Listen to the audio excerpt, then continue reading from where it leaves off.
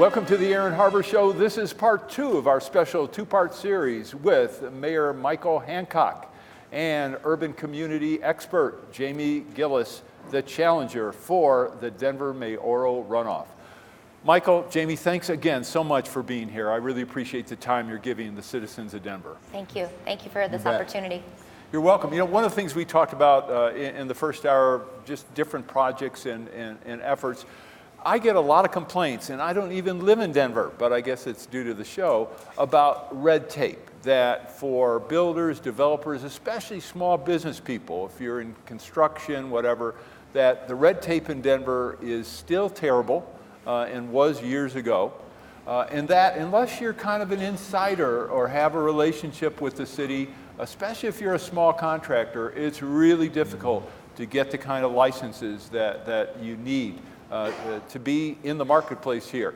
Jamie, I want you to start off. Have you heard anything like this? And if so, how do we address that problem? Oh, I've heard tons about it. And actually, my husband and I just finished a house renovation that took about 18 months. It's supposed to take 9.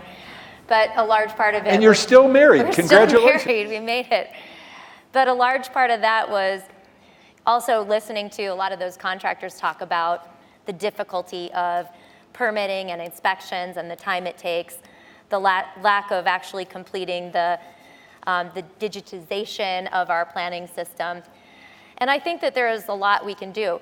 I've also, just want to mention, out talking to the business community, whether you're a builder or in particular, I think where we see a lot of people hit the hardest is in the small business community. The time it takes to get the permitting, the fees, the crazy requirements. There's a number of things I think that we could do quickly that we see other cities doing to help try to streamline the process. I think the number one thing is that the fact that when we do inspections, so we pull these permits, when we do inspections over and over, different inspectors coming out over and over, each time bringing a list of another 12 things that have to be done. And obviously understanding that whether you're a small business or a homeowner or whatever, the months and weeks of delay are costing you an extraordinary amount of money. So being able to streamline, designated inspectors to go in and do that, designating plan reviewers to take care of your particular issue, making sure everything is online and digitized as we have been talking about doing for years, creating more efficiencies in that system, and also coordinating departments. You know, we heard from small business owners who talk about there's a different group that regulates our signs and a different group, public health is regulating our sinks, and you got the building department regulating the construction, and they're not all communicating or working together. So how do we bring together teams of people that are not pointing our businesses or our residents or our developers in all different directions? We're unifying that process to move people forward efficiently. All right, Michael, you had 8 years to clean up this mess.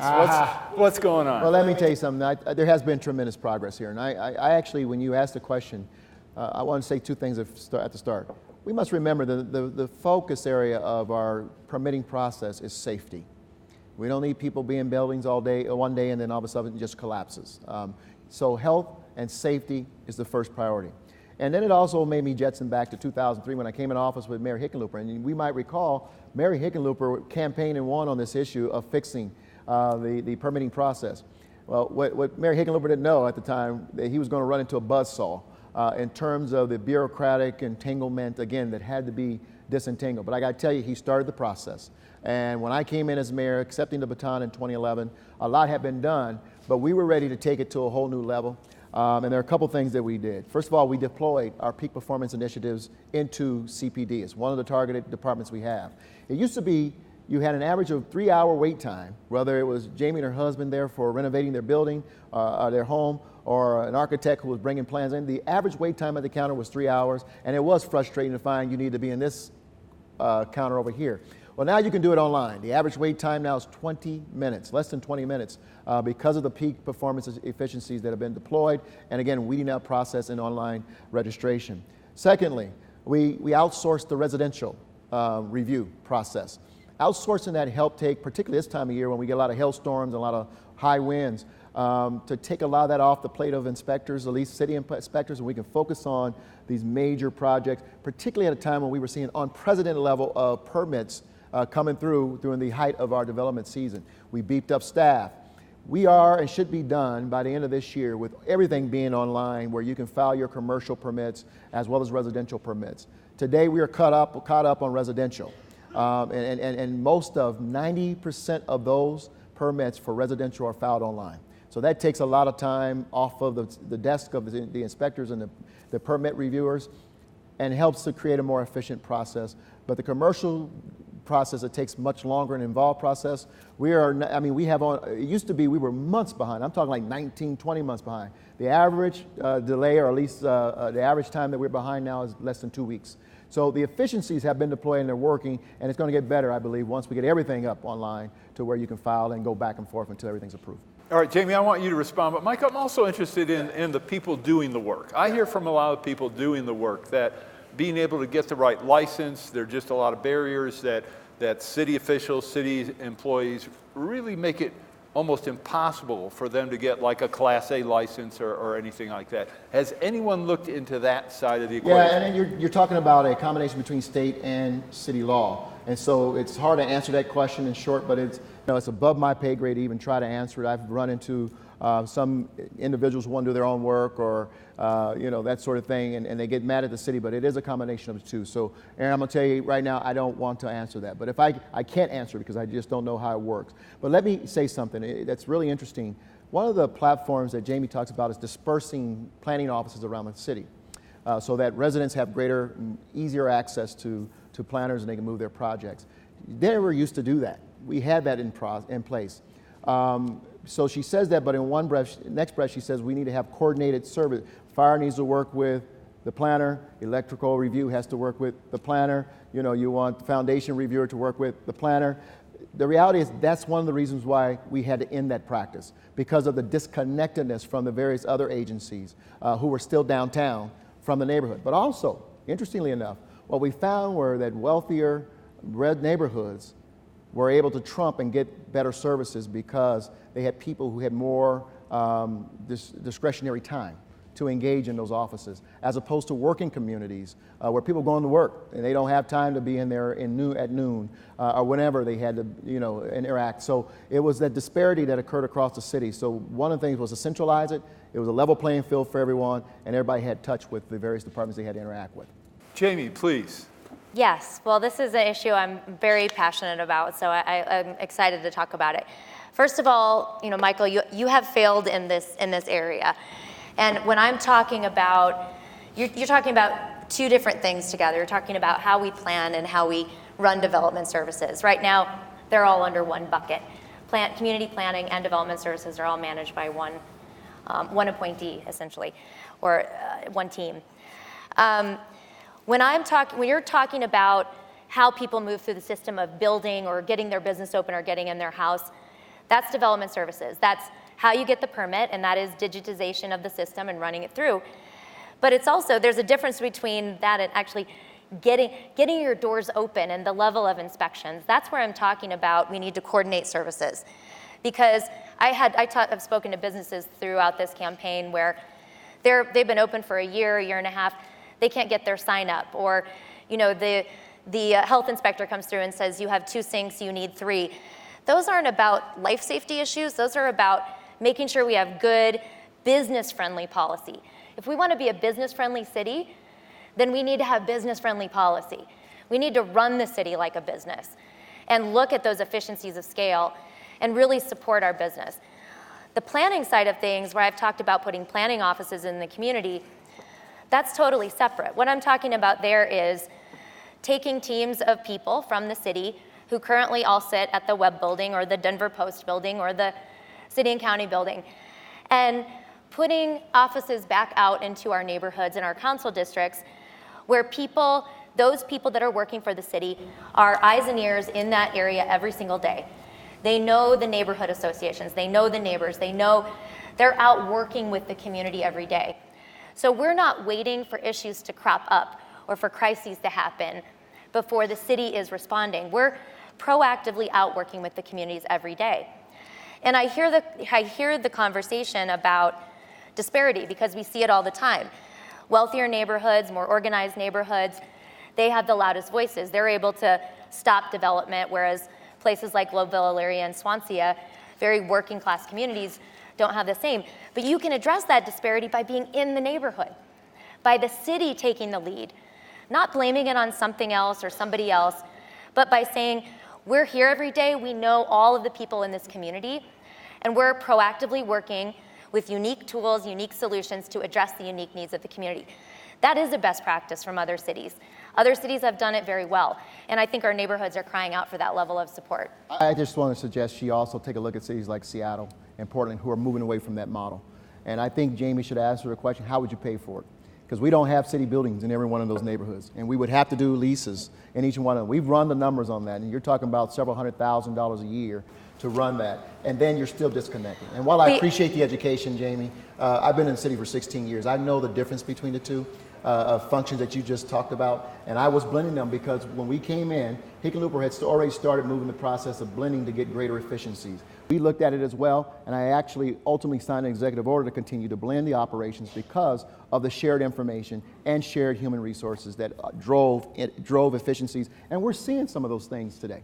I just want to say, right, I'm sure we could get out into the neighborhoods by giving up that lease on the Denver Post building. It's a starting point. All right, I want to jump to some of the bigger projects that are going on and some of the problems with them. I'm going to start with the convention center, where we've had some troubles in terms of information being leaked and in bids and awards, cost overruns. What's going on with the convention center? What are your concerns? Jamie, I'm going to start with you. The fact that the project, I think, is something like 100% over budget now? Yeah. So tell me about I think originally 110 million, now proposed to be 230, and of course that was before we got stuck in this process where Trammell Crow and Mortensen and the architects have all been taken off the job, and there is a big investigation underway as to what's happening. And I want you to address the convention center, but I'm also going to talk about the airport. Sure. Of course. And one of my concerns is that from an observational perspective, when I look at large government projects, municipal, state, federal, there seems to be a pattern of consistently underestimating the ultimate costs of these projects. And with all the expertise people have, I would think we could do a much, much better job of leveling with the public and telling them this is not a $500 million project. This is going to be a $1 billion project, that we know the cost of materials is going to go up. The cost of labor is going to go up. We're going to have weather problems, et cetera. Why? So I want to start with the convention center, but I'm also interested to hear from both of you. Why is there this obvious pattern of underestimating the costs of public projects? Well, I think that's a good question that also gets to the heart of transparency about keeping open communication about how these projects are evolving and not waiting for them to become kind of crises issues. The other thing, on the convention center, which is a great example, when that story first came out, one of the things we did, we went and talked to a lot of people, we did some digging, and it used to be, in fact, in the last convention center expansion, the city manage the project internally. And by manage, I mean, right now what the city did with this expansion was they hired Trammell Crow to manage the contracting and to manage the contractor. So it's outsourced. We used to manage those projects in-house. We had a team of people in-house that managed, and were city employees that kept a very tight eye on our contracting and on the work, and were held accountable to deliver. When I brought that up, the city pushed back and said, well, this is the new best practice to contract these things out. But we spent just under $10 million on Trammell Crow just to manage another project. And we have other people hoping we keep accountable.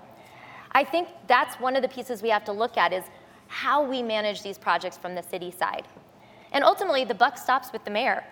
I mean, the mayor is responsible for ensuring that we are doing things effectively and efficiently, that they're being updated every day, and that we're being clear and communicative about how these processes are happening.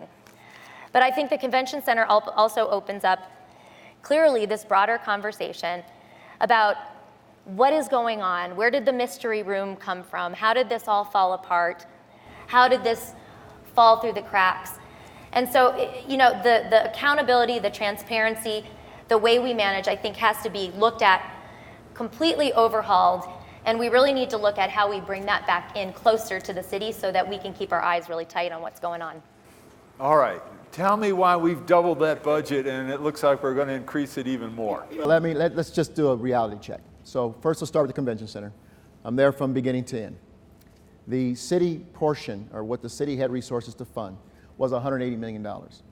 The convention center, our tourism team at Visit Denver, and the downtown hotelers and businesses recognize the importance of the convention center and that we are able to compete around the country for world-class conventions. We know we needed to follow the puck, and they were building much bigger ballrooms and rooftop space in order to be competitive with like San Antonio, San Diego, and other places that we compete with on a regular basis.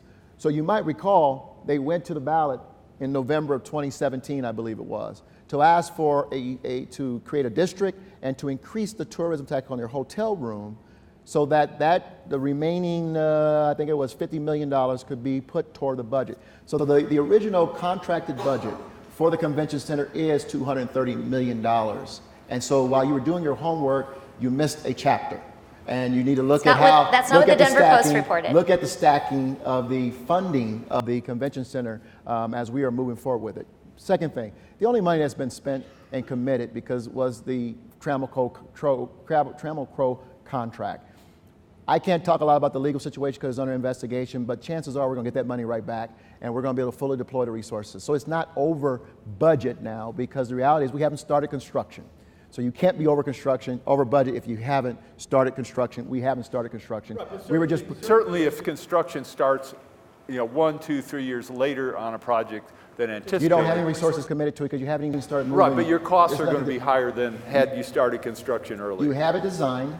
We have the design, and the resources around project management. We'll work to bring those resources back. But we're talking about $9 million up to that point, I believe, what that number is. With regards to the airport. And again, one of the things about leadership is you don't open your mouth about things you don't know about. And I keep looking for that maturity to say, I don't know enough to comment on this. I have been briefed. What you saw in the paper was, or at least in the media, was a leaked document from the perspective of the developer, not the city. And let me just remind you, we are the owner. So nothing's spent, nothing's done unless we say so. We are glad, first and foremost, our number one responsibility. You're talking about the estimate that the estimate that Ferrovial put out there right. that Jamie and others are responding to. So the reality is that thankfully we're doing this project and we found out that there was a challenge with the concrete. This airport was built in 1995 and they were worried about load bearing. And so they tested the concrete and felt like it and determined it was weak in some areas and said we can't do it. All right, let me ask you a question on that. So they tested the concrete and found that it did meet the standard. It did not meet their standard. It met the standard of the industry. Did it meet the standard of the contract from the construction point? In other words, the contract clause that addresses the concrete.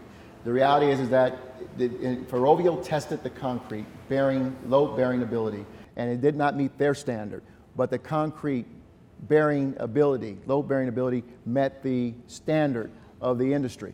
And so that's part of the mediation challenge. So I can't go much further than that because I got to be very careful. Trust me. What you looked at was an FCC filing, and whoever leaked it out, quite frankly, could have violated some laws. Let me ask you, in theory, does the city possibly, I'm not saying anything else, but possibly have a claim for the based on the original construction not being done properly? So let's wait and see.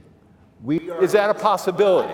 Everything's a possibility. The reality is that we are in the midst of analysis from our side to determine our load bearing throughout the airport, because safety is first. And then financial viability of the airport is second. And again, I will say this is not taxpayer money. It is an enterprise fund, and any taxpayer money being used at the airport would be a violation of state law. So this is enterprise fund. The airport generates its own revenue. So we're undergoing analysis. Well, hold on that. I want to stop. That's a key point. It is a key point. So a lot of people don't realize that DIA generates hundreds of millions of dollars in revenue. My gosh, I don't even want to tell you about my parking bill. Yes. But just because DIA has that money, and I think from the airline perspective, doesn't mean it should spend it. And there may be ways that DIA could spend that money, lower costs, and make Denver a more attractive hub. It's what we're doing. Right now, you look around the country and see what other airports are doing, and they are spending exponentially more than DIA in order to maintain the level that DIA is at. You got to remember, we're talking about the number one airport in North America right now. Denver International Airport. I'm not saying that. It was voted by passengers around the country as the #1 airport in North America. So let me finish. I think it's an important point. So why change a good thing? Well, because you must evolve and you must also continue to modernize because people expect different things from the airport. And if you understand aviation, people are looking for different experiences when they go into the airport. These are passengers who are speaking. Airlines want to make sure that people are proud to walk in there. We are like one of the fastest growing airports in terms of passengers today. People enjoy flying through Denver National Airport. And by the way, that should be something we are proud of. It's our #1 economic generator in the region. So let's celebrate Denver National Airport. All right, I want to give Jamie a chance. But you asked about the airport, and I think it's important for you to know. That's Ferrovial's perspective and report. It's not a bill. It's not set in stone.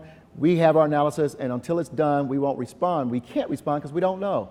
And the reality is we got their information, and once we know, then we can go. We're going into mediation to deal with it from there. All right, so Michael claims it's not set in concrete, Jamie. What's your response? Okay, I have a lot, so. And we're going to run out of time, so I want to address this. But I've got another 2 hours of questions for you. But go ahead. I know. So the first thing is the construction project has already started, right? So DIA is a mess right now. It's under construction, and the mayor has said if we move forward, we don't know this, that. Something is going to have to be done. The terminal is going to have to be rebuilt, or the expansion is going to have to happen. Either way, we're already in motion on this, so it's an issue. You talked about the concrete.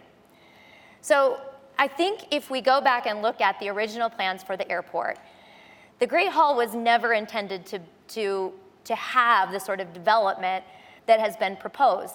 The concrete isn't faulty for what was always intended for the Great Hall.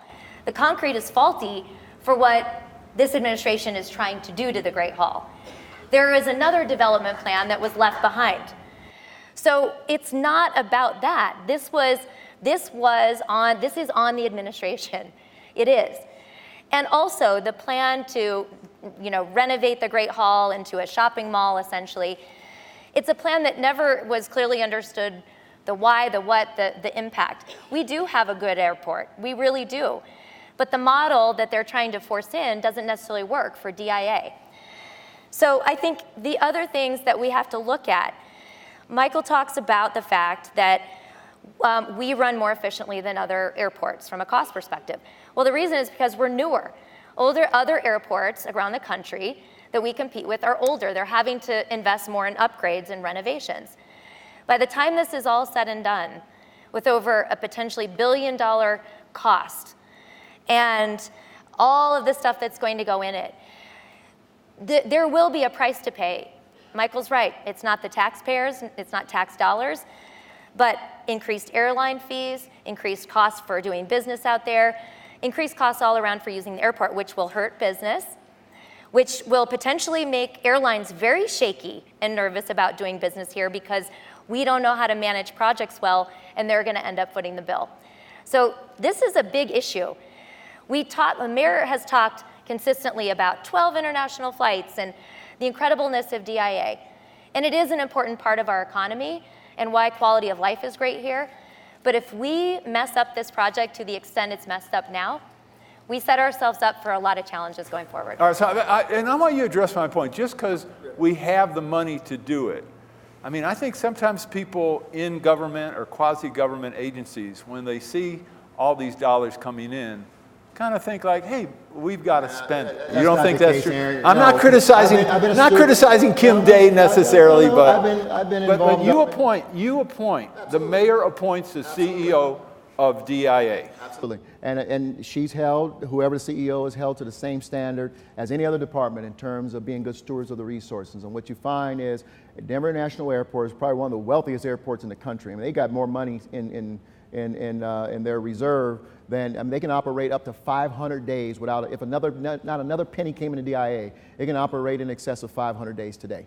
Cut those passenger fees then. Let me say, we have. In fact, we're one of the most competitive airports because you wouldn't see airlines like Southwest Airlines investing over $100 million to build a maintenance hangar or expanding their gates number of gates at DIA if it was an expensive airport. We are actually one of the more cost competitive airports in the country. And that is a great thing today. But let me be very clear. Jamie is wrong about the load bearing of the airport and the Great Hall. We would not be building in there if it could not handle the load. It's not about load bearing, Jamie. Please understand this. It's about whether or not portions of the concrete in the terminal has a disease. And it can happen anywhere. Thank God we're doing this project and we can test whether or not we have a pervasive problem or if it's isolated right now, and that's what we're doing. Again, as mayor, as a leader of the city, you don't open your mouth until you have the facts. Let's finish your thought. Let's finish your thought on if the concrete has that problem, doesn't that result in the load-bearing issue for the new work that's going to be done? It's going to result in a lot of other challenges for the airport, and so it's always about safety of our passengers and the people at the airport. We'll have a whole new game plan to address it, but let's get it addressed. Let's determine the extent, and we got some of the most world-class experts in the airport helping us to determine that right now. We're going to go into our rapid-fire arena. Jamie, I'm going to start with you. Denver Water, I haven't heard much discussion. Major agency here in Denver, impacts obviously the suburbs and in certain ways the whole state. Anything you'd like to see Denver Water do differently? Well, the big thing for me on Denver Water has been really tied to a conversation about the comprehensive plan and the 200,000 people Denver's going to accommodate in the next 20 years, or 1.2 million in the region, and a conversation about ensuring that we are looking at our water supply, working with Denver Water very closely to ensure we can accommodate all of this growth. I think for me, that's the big thing. Are we managing it smart? Are we doing the right thing? And I think we could go deep, but that's not a rapid fire response. All right, quickly, I want Michael to answer the same question. Why aren't we doing a better job on water conservation? That is a very good question that again goes down to a rabbit hole of how Denver Water is managed, and a lot of conversations that have happened over the last years of the leadership on that and how Denver as a city and the mayor are working with Denver Water to address that issue. Michael. Let me hit you with a nice fact. Today, Denver, in the midst of its unprecedented growth, is using the same water rates that we used in 1970. You're talking about per capita. Talking about per capita, but the people of Denver have been very wise, have used only what they need for their water. During drought, we were asked to reduce the number of days and minutes that we watered our landscape, and we never really bounced back. We never went back to our old practices. Denver Water's also gotten smart in working with residents in terms of building xeriscaping and making sure that we're able to put out less water-intensive landscaping around the city of Denver, as well as our commercial development. So Denver Water is a valuable partner. I meet with the leadership of Denver Water on a quarterly basis. We lean in, we look at those metrics, and we're able to measure how we're doing it. But that's a phenomenal feat that should not be lost, is that we're at 1970 use rates in the city of Denver. All right. I want to talk about gun violence. What kind of leadership does Denver need to address the challenge of gun violence here in the city? I always said this. It's not as much about the gun as it is mental health and the state of the individual behind the gun.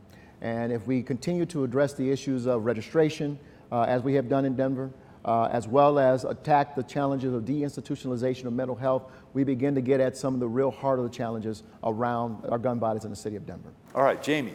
I think it's about gun violence and mental health. I think that the mayor has an opportunity to take a real leadership role, looking at what's happened in our schools with shootings, with suicides, with access to guns. The opportunity to push with that leadership voice, working with regional municipalities and the governor's office to talk about what more we can be doing. I have said publicly, 3-day wait periods, those types of things I think are important, as well as addressing mental health issues.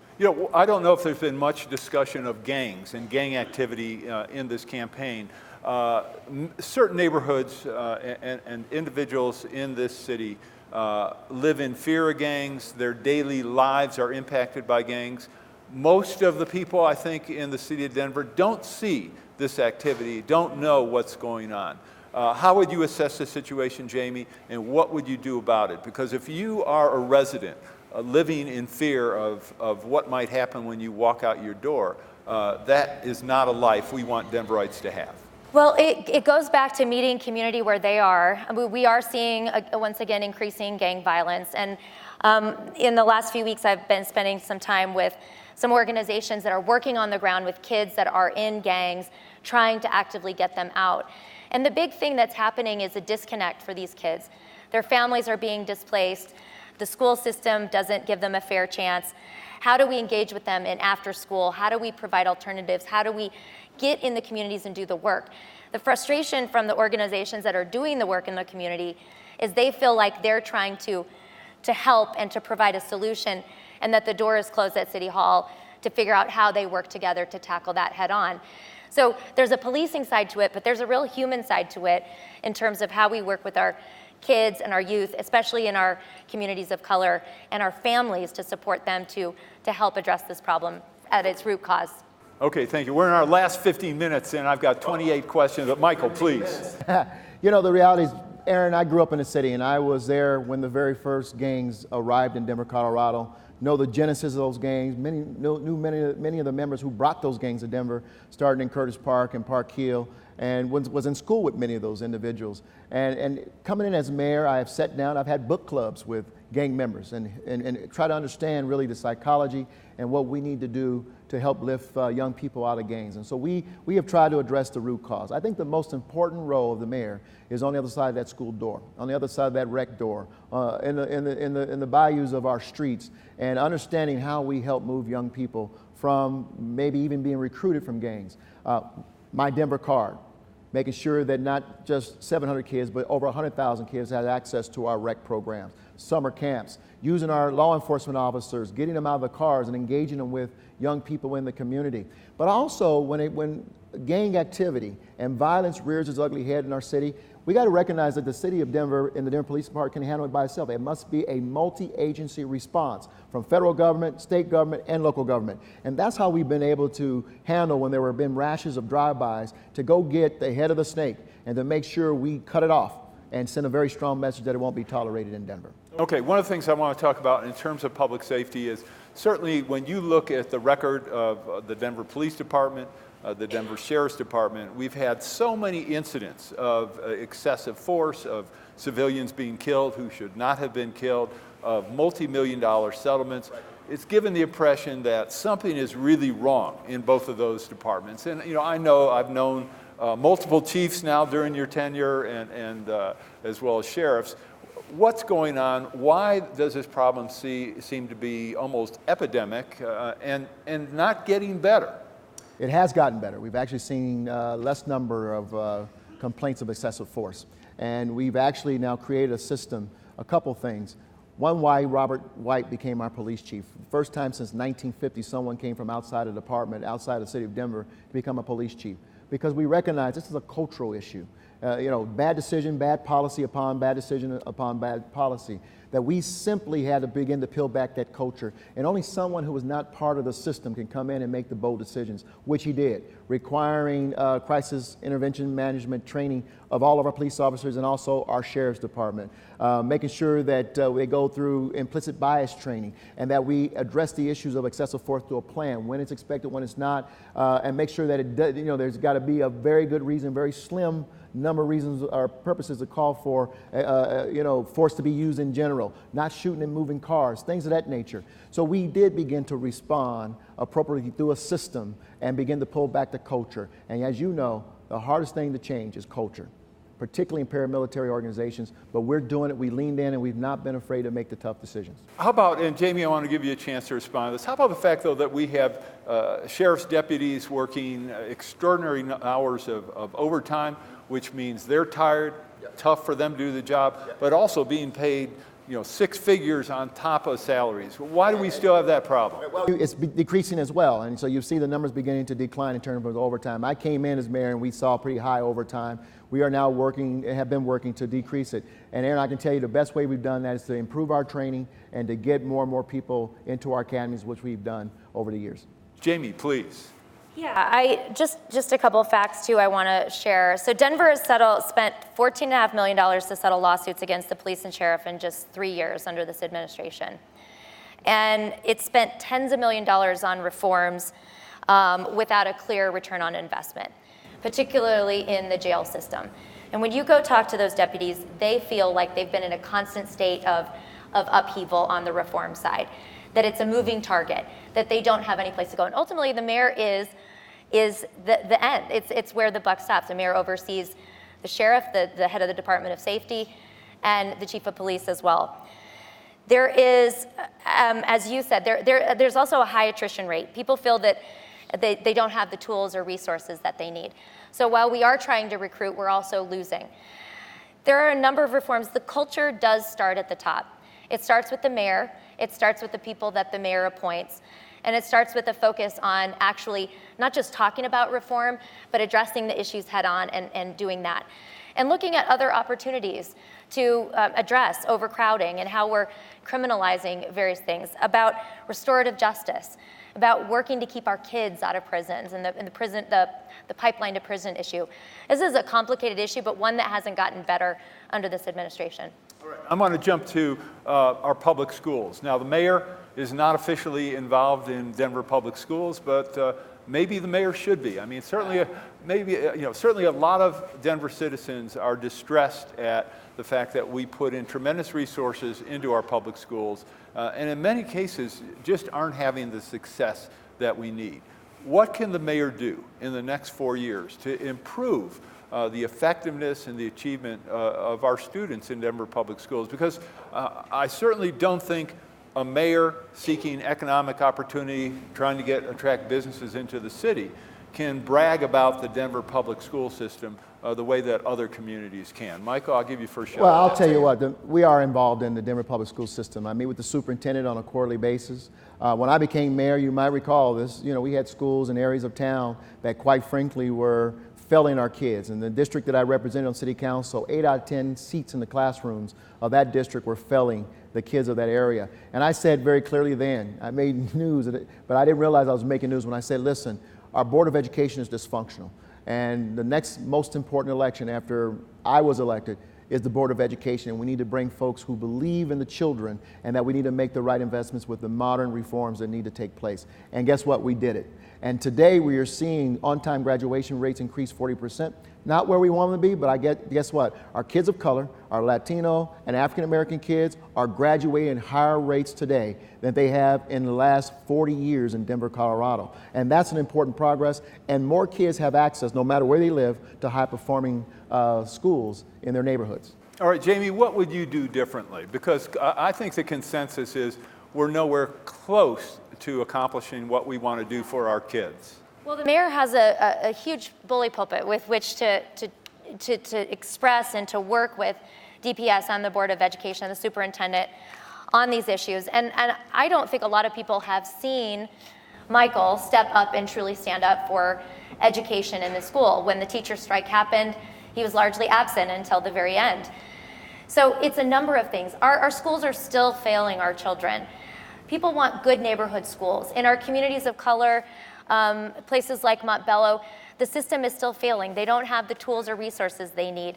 They have multiple schools on one campus where you get ticketed from going from one campus to another. Our graduation rates may have slightly increased for those children, but they're nowhere where they need to be. And he's right when he talks about looking at the whole system, what happens before and after. But we also need to push DPS. These are our kids. These are our families. And ultimately, if we continue to fail them, then we're failing this whole city. So we need to push them to do better. All right, one of the issues with schools, obviously in the news recently, is school safety. Do you think it's a good idea to allow teachers who pass psychological testing and who are trained to use weapons to have weapons, those who want to, in Denver public schools? I personally do not think it is a great idea to move forward with that as our first approach to how we're addressing this really complex problem. When you talk to people who are working on safety issues within the schools, when you talk to teachers, when you even talk to kids who have come and spoken to me throughout this, there is a real disconnect happening because of social media and technology and the growing city and working families. There's a challenge for kids who are getting lost in the system and lost in the process. We have to be able to tackle that head on, and there is a lot that the city can do there to support the whole family, but I don't think that that should be our first move. Michael, what's your take on that? The answer is no. And there are other means in terms of partnership between the city and the schools to bring about greater security, and we have been able to do that, and we're constantly evaluating how we can do more and do better, as well as continue to keep the rest of the city safe. But our kids are first priority in those buildings. And let me just finish on 2 seconds in terms of the teacher strike. While Jamie, Lisa, and Penn took their cameras out and walked with the teachers, I was working with the union and the superintendent, facilitating conversations, building bridges, supporting the room for them to meet in, feeding them, and making sure that they were taken care of, and encouraging them, don't leave this room until the deal got done. So leadership calls for leaning in where it matters, not about being on camera, but making a difference. I'm proud of the teachers. I'm proud of the superintendent that they got a deal done, and they needed to, and I'm glad our teachers got paid. But you never publicly spoke on behalf of the teachers until it was done. I don't have to. I've been in the schools, and I'm glad you are finally discovering that school system. They want to be I've been in heard. the schools. I won mayor when I talked about failing schools, and we were going to change the culture of our schools. And y'all might recall the 8-mile drive when I talked about my son, and I talked about the schools that were failing our kids. You weren't there when I stood up in a school meeting and said, I don't care while I was running for mayor if you ever vote for me again, but you're going to turn these schools around, and our kids are going to be taken care of today. That's leadership. You can do your camera, go march, but we're going to make sure schools work. Okay, we've got 5 minutes left, so I'm going to try to get in as much as I can. We talked about kids, we talked about public safety. Obviously, Denver has attracted and Colorado a lot of attention when we legalized the use of marijuana. Of course, the mushroom amendment passed, as it were, ballot issue passed in Denver. Michael, do you see marijuana as a gateway drug or not? I did. I've dealt with personal drug addiction in my family. My sister started with marijuana before graduating to crack cocaine. It's just the constant chasing of the high. But I've also come to understand the medicinal benefits of marijuana, from people sitting me down and giving me the education understanding. We should be proud of the fact that Denver was the first city in the world to implement a legal regulatory framework for recreational marijuana. And that is something for all of Denver to be proud of, because we took it seriously and we're the model city of the world now. And quickly, what do we need to do next when it comes to these? Ongoing evaluation, ongoing assessment. I always said, well, we don't know what we don't know. No one else could tell us in the world how to do this. And so we're the first. We're going to continue to learn. We have learned a lot of things we didn't know when we first went live, but it's ongoing. Jamie, what's your take on both of these issues? Well, I think, first of all, we have to recognize that the voters approved it, and then our responsibility as leaders is to figure out how we implement that moving forward. And the mayor talks a lot about leaning into issues. And yes, we have been in uncharted territory and will be on the psilocybin as well. But I think the opportunity we have is to lean in and work with the communities, work with the marijuana industry on how we do things right, not just in terms of the business opportunity and the taxes it provides, but how we reinvest that to address the challenges that come with that. And that's where I think we have failed. Okay. I want to talk just quickly to wrap up about some of the controversial campaign issues. And one of them, Michael, was an attack ad attacking Jamie, essentially saying she was characterizing immigrants as criminals. Give me your take on that, because I know the Denver Post and some of the TV stations conclusively stated that ad was false. And I just, knowing you, and I know campaigns defend what they do, but is that something you think you should step back from? No, let me tell you why. First of all, it wasn't false, the fact that she didn't know what the NAACP stood for or what it does. And the reality is that she laughed about it as if, and many people, and we've been talking for, it was the giggle and the shrugging of it afterwards that really, I think, really disturbed people. I don't think not knowing the acronym is a disqualifier, but really that kind of, you're going to test me on it? I mean, that's not okay. And the fact that 2 weeks earlier, she was asked the same question. She didn't educate herself before she walked on a Jeff's show, Brother Jeff's show, to know better and to be prepared for it. So that's not false. Her insensitive and ignorant tweets about Chinatown and Taco Nacho lowriders, was that false? Those are her words. The reality is Jamie wrote this commercial. The second issue, or the third issue that people are, the one they talk about, is whether or not she referred to immigrants as criminal. For the last 3 years, we have dealt with a man in the White House who uses immigrants and criminals. As a person of color, and as someone who is trained and lectured on diversity and inclusion, you don't have to come out and say, I believe immigrants are criminal.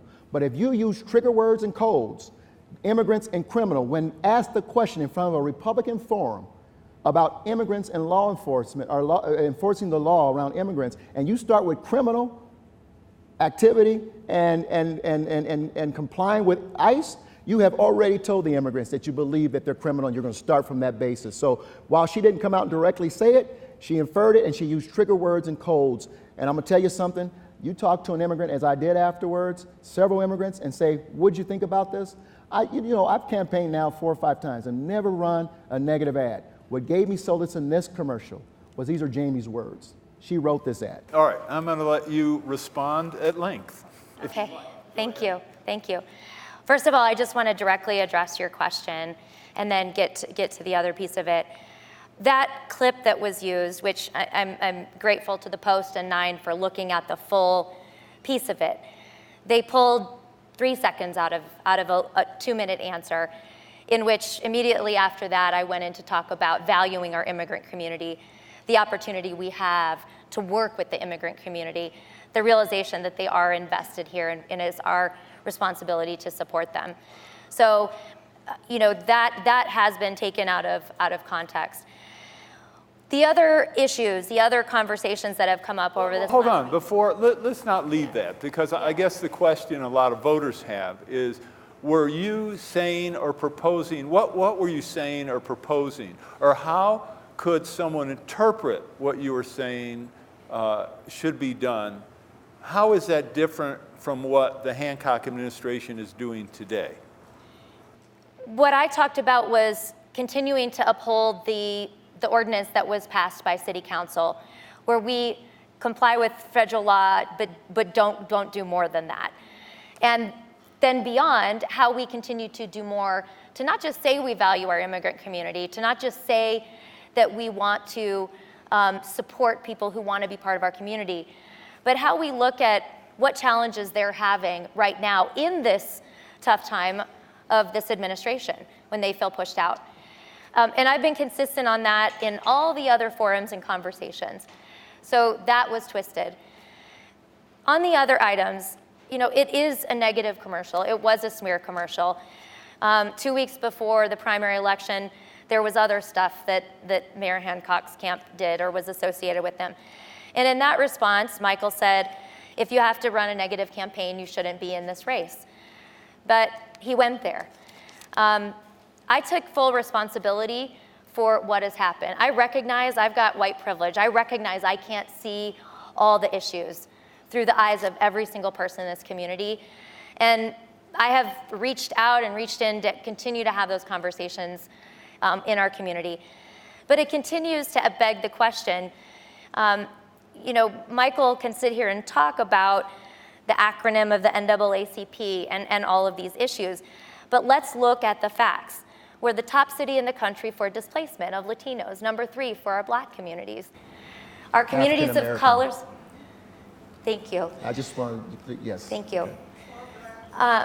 Our communities of color are feeling challenged right now because they can't afford to live here and they don't feel that they have the support they need. So there are words and there are actions, and we all have a lot of work to do in this regard. But I just want to go ahead and put it out there that I have a lot of learning to do. I've never, said otherwise, and I'm in this to continue to learn and evolve and grow by having people around me who can help with. Okay, I want to give Michael a chance. I know we're out of time, but I want to give Michael a chance to respond. You had a press conference accusing him and his administration of a culture of sexual harassment. Tell me the basis for that claim, and Michael, I'd like to give you a chance to respond to that. And please go ahead. Well, and do you, having considered the response, do you think that's a fair statement today? A culture of sexual harassment? Yes. Well, we have had a number of settlements related to sexual harassment from within the city, from within the fire department, from within the police department. And it's something that has to stop. You know, we have to be able to come out and stand up vocally and say, we're not going to brush this out. We're not going to say, this is sexual harassment, this isn't sexual harassment. As a woman running for office, as a woman that has run in a man-dominated industry, I think it's important that women know that they have a voice in this too, and that we stand up for that, and that that kind of behavior explicitly cannot be tolerated. So we need to be vocal about that, and we need to be vocal about the fact that taxpayers also shouldn't be footing the bill for the missteps of people who work for this city. Okay, if there's a settlement, they need to be paying for it. Okay, so what you're saying, one of the changes that's necessary is that if you commit sexual harassment or whatever, you should pay for it. At the same time, let me ask you, certainly in any organization with thousands of employees, you're going to have employees that make mistakes. Sure. And so I guess the question in my mind is certainly we want a zero tolerance policy, and we want to eliminate sexual harassment in the workplace. But should the measure be that an administration should be held accountable if any sexual harassment occurs among its thousands of employees, or if it's achieving marks, for example, that show that it's doing a better job perhaps than everybody else? I think where the administration is held accountable is in the systems it puts in place to stop that from happening. So one is a culture thing, right? Just how we talk about it and present it. The other thing I talked about at the press conference is the fact that we've got like 3 different layers of employment at the city. You've got career service, you've got civil service, police, fire, and then you've got the mayor and the mayoral appointees. There are no sexual harassment settlements coming out of career service because it has been in place for a long time. There are rules, there's reporting, there's anonymity, there's process. You get less and less of that as you go up to the top. And really for the mayor and for the mayor's appointees, there is little there. The mayor noted the other night when asked about this on a Channel 9 debate that people can call a fraud hotline if there's been sexual harassment. There needs to be better processes and policies in place. So it's a culture thing, and it's how you run a city. And those are the 2 things I think we need to bring together to make sure that people feel protected. I'm going to give you last word on this. Yeah, I appreciate it. And actually, let me just share a couple things. One is 7.5 years ago, I made an unacceptable error in communicating with a member of my detail. And the moment that it was brought to my attention that this was inappropriate, I apologized to her, and I probably apologized to the people of Denver as well as to my family. And I committed to doing better and learning from this mistake, but also making sure that we create a system that is able to hold all of us accountable. And so I made a phone call to the district attorney, to the clerk and recorder, and to the auditor, and to the leadership of City Council and said, would you join with me in writing a policy that would address also elected officials who step over these boundaries? And we did, and City Council adopted it. I inadvertently used the word fraud line during the Channel 9 debate. You're absolutely correct, Jamie. It's actually, there is a line in the Human Resource Office or Career Service Office that employees can call and anonymously report challenges in the workplace. And so the other thing is not only that policy, we also had every one of the city employees, including myself, go through training around sexual harassment. And so we have begun to learn from my mistake, my misstep, as well as how I get better, but also put in place so that elected officials can be held accountable. Okay, I would like to give each of you 60 seconds, and hopefully we'll include it, just to tell Denver voters why should they vote for Michael Hancock. Thank you, Denver. This has been an unbelievable honor in my life to serve as mayor of this great city. Since I was a child, growing up in neighborhoods like Whittier and Montbello, growing up in Park Hill and Five Points, I've always said, if I get a chance to be mayor of this great city, I'll give everything I have. And that's exactly what I've done over the last 8 years. And I'm not done. We brought this city from the depths of the recession. We have a thriving city today. And I've always said as mayor, I much rather manage the challenges of growth and as a diverse, thriving city than the challenges of a dying city. We have been able to work together, the people of Denver, to really change the course of this city and make it a global model. We're not done yet. We have challenges of housing, homelessness, and mobility. And I'm prepared to go forward with the strategies that we have worked together to put in place over the last 8 years to make sure that over the next 4 years, we absolutely soar to victory with these strategies. I'm Michael Hancock. I would be honored to be your mayor for the next 4 years and finish the job that you and I started together 8 years ago.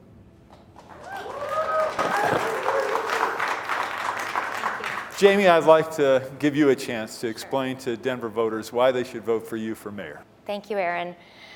I got into this race, as I said at the beginning, for Denver's people.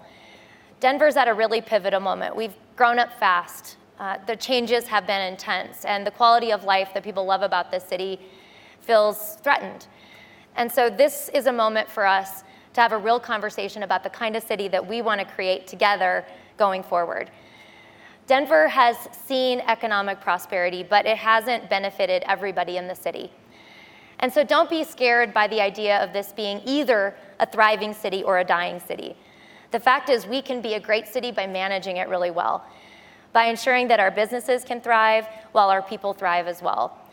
That's the opportunity we have. I've spent a career working on these issues. I'm passionate about people. I'm passionate about community. I've been an advocate for our neighborhoods. And I believe that we can continue to develop and grow while doing things really well to ensure quality of life, to ensure we develop smart, to ensure we have transportation, affordable housing, that we treat our homeless with dignity, and that we protect our environment and our parks. We are a great city. We can be an incredible city for our people. And that's the opportunity I want to lead this city forward. My name is Jamie Giellis. I'd be honored to have your vote on June 4th and to be the next mayor of Denver.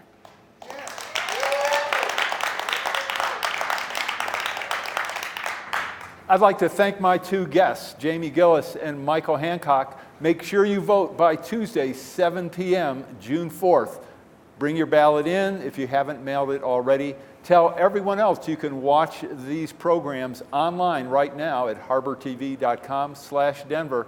I'm Aaron Harber. Thanks for watching. We'll see you next time. Thank you.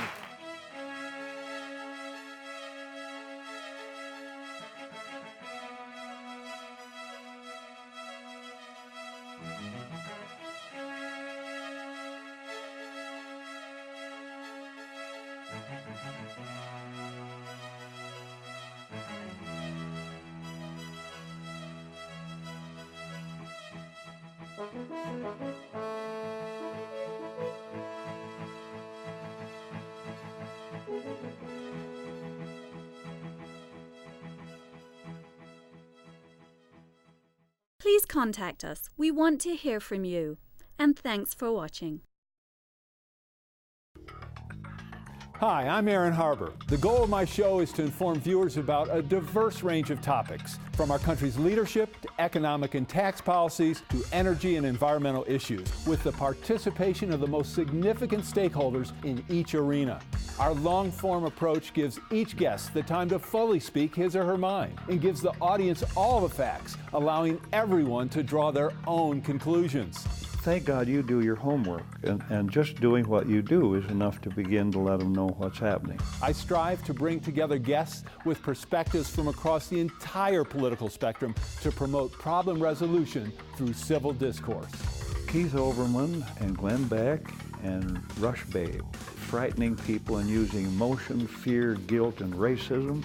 What a bunch, from the right and the left. I've personally experienced our democratic system from the inside, and I use my knowledge and expertise on the show to get clarification of major points and expand the discussion to ensure my audience gets the uncut truth. What is this bigotry against a third-party candidate? Do the two parties own all the voters and everyone else should shut up and stand in line? We were on the campus together at Princeton University. Her Majesty does not look any different than she did in those days, and I wish I could say the same about myself.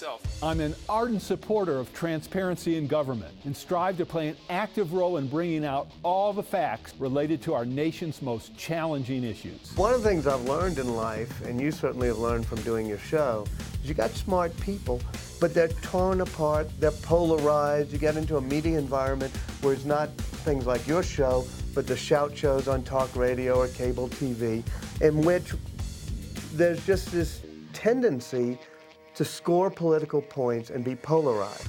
Thanks for taking the time to check out the show. I hope this has been helpful in illustrating the nation's need for a balanced, nonpartisan program to shed light on today's issues. For more information, please go to www.harbertv.com or email producer@harbertv.com. And thanks for watching.